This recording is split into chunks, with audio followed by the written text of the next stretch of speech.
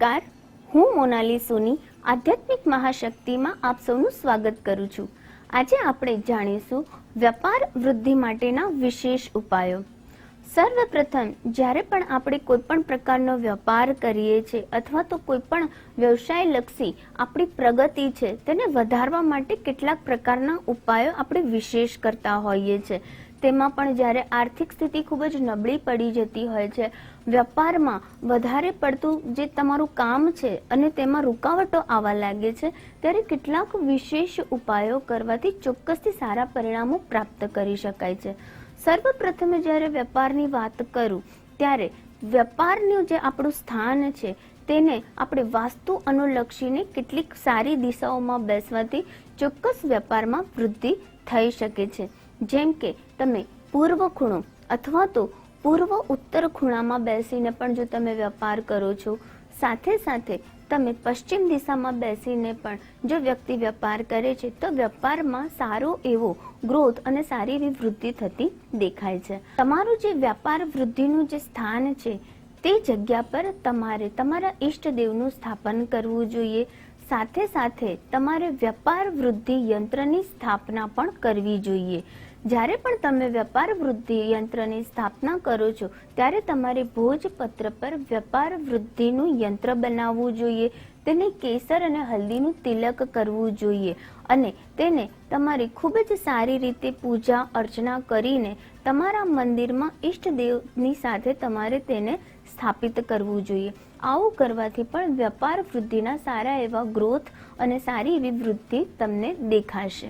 આગળ જો વેપાર વૃદ્ધિના વિશેષ ઉપાયની વાત કરીએ તો જ્યારે તમારા ધંધામાં તમને બરકત ન થતી હોય અને તમારા જે પણ કામો છે તે અટકવા લાગે છે, ધંધામાં કોઈ પણ પ્રકારની તમને વૃદ્ધિ નથી દેખાતી, તમે ખૂબ જ મહેનત કરો છો તો પણ તમને સફળતા નથી મળતી, ત્યારે તમારે હનુમાનજીનો એક વિશેષ ઉપાય કરવો જોઈએ। તમારે પીપળના પત્તા 11 લેવા જોઈએ। 11 પત્તા ઉપર તમારે હળદરથી શ્રી રામ ભગવાનનું નામ લખવું જોઈએ અને ત્યારબાદ તે 11 પીપળના પત્તાઓની એક માળા બનાવીને તમારે હનુમાનજીને અર્પણ કરવી જોઈએ, હનુમાનજીને ધરાવવી જોઈએ। આવું કરવાથી પણ તમારા બિઝનેસને અને તમારા વેપારને લગતી જે પણ તકલીફો છે તે દૂર થઈ જશે। તમારા વેપારમાં વૃદ્ધિ થાય તે માટે ખૂબ જ સારો ગ્રહ બુધ ગ્રહ માનવામાં આવે છે। જ્યારે તમારી કુંડળીમાં બુધ ગ્રહ ખૂબ જ સારી સ્થિતિમાં હોય અને સાથે સાથે શનિ પણ તમને ખૂબ જ ઉચ્ચ પરિણામ આપતો હોય ત્યારે વ્યક્તિ ધંધામાં ખૂબ જ સારી બરકત કરી શકે છે, કારણ કે શનિ તેને તેની મહેનતનું પરિણામ આપે છે અને બુધ ગ્રહ તેના જીવનમાં નવી નવી તકો લાવે છે અને જે તમારા બિઝનેસને ખૂબ જ સારી એવી જગ્યા પર તમે લઈ જઈ શકો છો, ખૂબ જ સારી એવી તમે તરક્કી તમારા બિઝનેસમાં કરી શકો છો।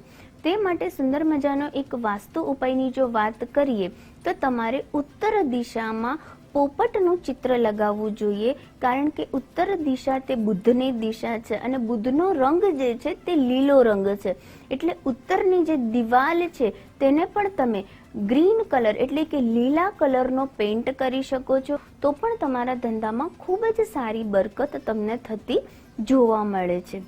આગળ જ્યારે આપણે વાત કરીએ છીએ કે ધંધામાં કોઈ પણ પ્રકારના નુકસાનો વારંવાર થતા હોય અને તમને તમારી મહેનતમાં સફળતા ન મળતી હોય, ધાર્યા એવા પરિણામો તમને પ્રાપ્ત ન થતા હોય, ત્યારે તમારે નોર્થની જે દિવાલ છે તે દિવાલ ઉપર એટલે કે વાસ્તુશાસ્ત્ર પ્રમાણે તમારે નોર્થ ડિરેક્શનમાં કુબેરજીનો એક ખૂબ જ સુંદર ફોટો અથવા તો ખૂબ જ સુંદર મૂર્તિની સ્થાપના તમે ઉત્તર દિશામાં કરી શકો છો।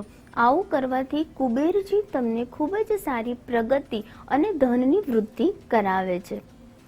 આગળ જો વાત કરીએ તો શુક્રવારના દિવસે લક્ષ્મી નારાયણ ભગવાનના મંદિરમાં તમારે 11 હળદરની ગાંઠો અર્પણ કરવાની છે, સાથે તમારે કેળા અને સાકરનો ભોગ અર્પણ કરવાનો છે અને ઓમ નમો ભગવતે વાસુદેવાય નમઃ મંત્રની તમારે ત્યાં બેસીને 108 વાર માળા કરવાની છે અને આને તમારા ધંધામાં પ્રગતિ થાય તેવી પ્રાર્થના તમે ભગવાન નારાયણને કરશો તો પણ તમારા ધંધામાં ખૂબ જ સારી બરકત તમને જોવા મળે છે।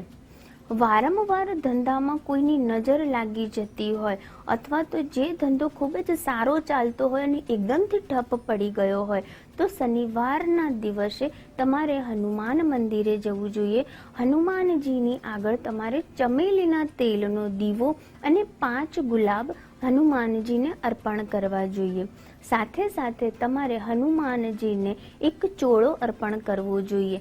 સિંદૂરનો ચોળો અર્પણ કર્યા બાદ હનુમાનજીને તમારા ધંધામાં ખૂબ જ સારી બરકત થાય તેવી પ્રાર્થના કરવી જોઈએ. ત્યારબાદ જ્યારે બીજો શનિવાર આવે છે ત્યારે તમારે જે હનુમાનજીનો ચોળો જે હોય છે તેને તમારા ધંધાની જે જગ્યા છે ત્યાં આગળ લાવવાનો હોય છે અને હનુમાનજીનું સ્મરણ કરવાનું હોય છે. પૂરી રાત તમે જો તે પ્રકારે કરો છો અને બીજા દિવસે તે ચોળાને તમે નદીમાં પ્રવાહિત કરો છો. આવું કરવાથી તમારા ધંધાને જો કોઈનું બંધન છે અથવા તો તમારા ધંધાને કોઈ પણ ખૂબ જ ખરાબ નજર લાગી છે જેના કારણે તમે આગળ વધી નથી શકતા તો ચોક્કસથી હનુમાનજીની કૃપા તમને મળશે અને તમારો ધંધો ખૂબ જ સારો બરકત થવા લાગશે. વેપારમાં વૃદ્ધિ થાય તે માટે તમારે હંમેશા ગાય કૂતરાને તમારે રોટલી નાખવી જોઈએ, પ્રાણીઓની સેવા કરવી જોઈએ.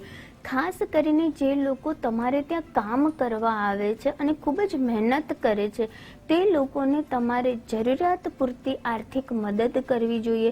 તેમનું શોષણ ન થાય તેનું ધ્યાન રાખવું જોઈએ અને ખૂબ જ સારી નીતિ પ્રમાણે તમારે ધંધો કરવો જોઈએ. આવું કરવાથી તમારા ધંધામાં ખૂબ જ સારી બરકત આવશે.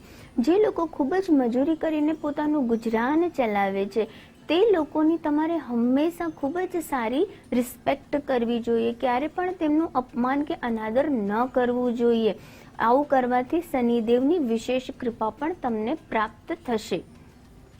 સાથે સાથે તમારા ધંધામાં જરૂરિયાત પ્રમાણે જ્યારે પણ તમને એક પ્રકારનો નફો થાય છે ત્યારે તમારે તે ધંધાના નફામાંથી 10% અથવા તો તમારી જે પણ આર્થિક સ્થિતિ છે તે પ્રમાણે તમારે તે ટકાવારી નક્કી કરીને ભગવાનને કેટલોક ભોગ અર્પણ કરવો જોઈએ. ધંધામાં ખૂબ જ સારી બરકત થાય તેના માટે તમારે એક લાલ કપડું લેવાનું છે. તેમાં તમારે છોલ્યા વગરનું આખું એક શ્રીફળ મૂકવાનું છે, થોડા ચોખા મૂકવાના છે અને એક સિક્કો મૂકવાનો છે. આ શ્રીફળને તમારે બેસતા મહિનાના દિવસે અથવા તો શનિવારના દિવસે તમારે તમારા ધંધાની જે તિજોરી છે તેની અંદર મૂકી દેવાનું છે. આવું કરવાથી તમારા ધંધામાં કોઈ પણ પ્રકારની રૂકાવટો નહીં આવે, કોઈ પણ બંધન તમને નહીં નડે અને ખૂબ જ સારી પ્રગતિ તમે ધંધામાં કરી શકશો. જ્યારે ગ્રાહકોને લઈને તમને વારંવાર તકલીફ સર્જાય છે, નવા ગ્રાહકો તમારી દુકાનમાં નથી આવતા, તમારા વેપારની વૃદ્ધિ નથી થઈ શકતી, ત્યારે તમારે કેસર લેવાનું છે અને સૂતરનો દોરો લેવાનો છે. ત્યારબાદ તમારે આ સૂતરના દોરાને કેસરવાળું પાણી કરીને તેમાં પલાળી દેવાનું છે અને તમારા ધંધાનું જે સ્થાન છે તેમાં તે ડ્રોવરમાં અથવા તો ભગવાનના મંદિરમાં એક ચાંદીની વાડકીમાં તમારે આ કેસરવાળો દોરો મૂકી દેવાનો છે. આવું કરવાથી ગ્રાહકો તમને મળશે અને તમારા ધંધામાં ખૂબ જ સારી એવી સફળતા તમે પ્રાપ્ત કરી શકશો. રોજ સાંજે તમારો જે ધંધાનું સ્થાન છે ત્યાં આગળ તમારે કપૂર અને લવિંગ ને બાળીને તમારે હનુમાન ચાલીસાના પાઠ કરવા જોઈએ. આવું કરવાથી પણ ધંધામાં ખૂબ જ સારી બરકત તમને મળે છે. તો આશા રાખું છું કે વેપાર વૃદ્ધિ માટેના જેટલા પણ મેં તમને ખૂબ જ સારા ઉપાયો બતાવ્યા છે તે ચોક્કસથી તમે કરીને તમારા વેપારમાં વૃદ્ધિ કરી શકશો. નમસ્કાર.